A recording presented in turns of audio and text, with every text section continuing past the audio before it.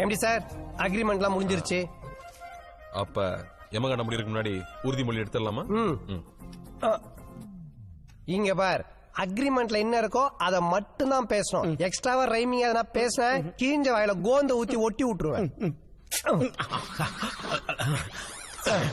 Ready MD sir?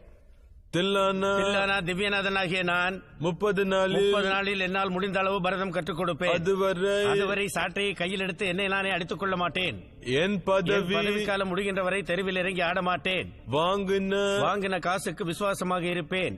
நான் ஒரு டுபாக்கூர் master என்பதை என் வாயால் யாரிடமும் சொல்ல மாட்டேன். முழு மனதோடும் மகிழ்ச்சியோடும் எனக்கு கொடுத்த வேலையை திறம்பட செய்வேன் என்று இதன் மூலம் உறுதி கூறுகிறேன்.